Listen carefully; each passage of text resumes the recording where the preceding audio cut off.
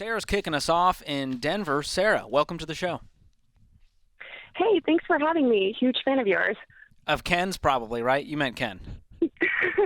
George. She laughed nervously like, sure I did. That's great. Sarah, how can we help today?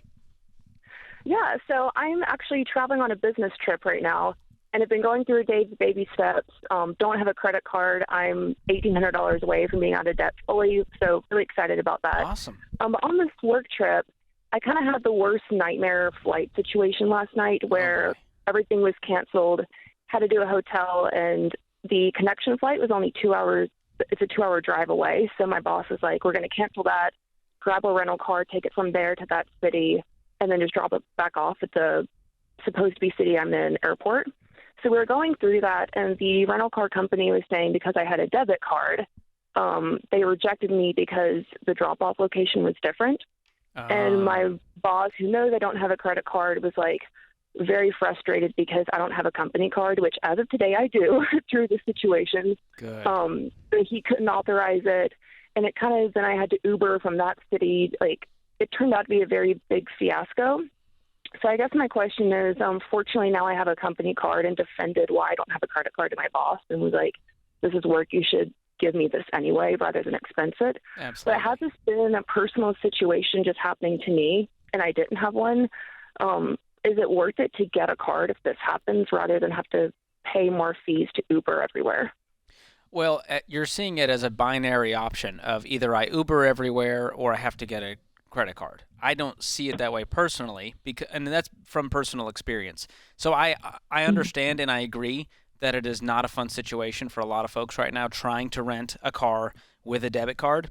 There are some things you have to be prepared for. You got to be intentional about researching, hey, what are the company's debit card policies with, who I'm booking with? So for example, I rented with Enterprise recently, and they allow debit cards. There's just a 20% hold of your total amount that goes on the card. And so what I want you to do for the future is just do that research.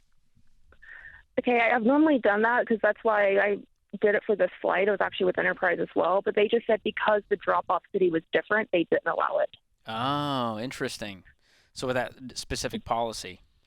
Yeah, that's. Yeah, I would start to research different companies and see what their policies are on different drop-off locations, because normally you're probably dropping off at the same location, correct?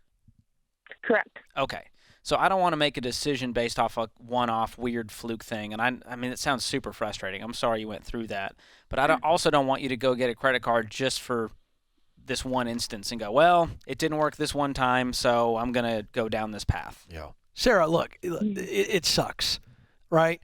But this isn't going to happen very often. When it does, you had an alternative, and you may not have liked it. You may have spent a little bit more money on the Uber. But again, this is a rare situation, and George is absolutely right. If you go get the credit card for this really rare situation, you're just creating a temptation to actually use it. And so you believe in the principles. Remind yourself why you believe in the principles, and also be able to step back from this and go, yes, this was a really nightmarish situation, but the reality is it doesn't happen very often. It did happen, and two things that I can walk away with that convinced me I don't need a credit card. Number one, your boss gave you a company card, so now this isn't going to be an issue anymore, period. Mm-hmm. On a personal level, could this scenario happen again? Yes, but what would you do? Well, you've got cash, and you've got a debit card, and you can Uber. It's not the end of the world. You can get where you need to go. So don't convince yourself that you need to do something you don't believe in for this rare situation. Yeah, and if you're going on a trip with friends, if that situation comes up, usually your friends are going, all right, I got the credit card. And you go, all right, sweet, you book it. I'll Venmo you the amount, if you're splitting the booking in a situation like that. So there's ways around it if you're with other people. But I get it. If you're doing the Ramsey plan, Ken, this is one of those things where you go, oh gosh, how am I going to navigate this? Yeah. But a lot of people don't realize that there's other ways around it. When you don't back yourself into a corner and go, well, there's only these two options. I actually have a question for you. Okay. Have you done an analysis, or are you just aware of the difference between a rental car? Because rental car costs have gone up, if I'm not mistaken, versus getting an Uber. So let's say I land in any city. What's the difference between me Ubering versus certainly it's going to be more. It depends on the city you're going to and where you're trying to head to. Is it a huge discrepancy? It can be. So, for example, me and my wife, we went to San Francisco. And, transportation there, we just decided to do Ubers instead of getting a rental car because I Right. didn't want the hassle of driving around the city. Yeah. And it was significantly cheaper than if we had rented a car. Right.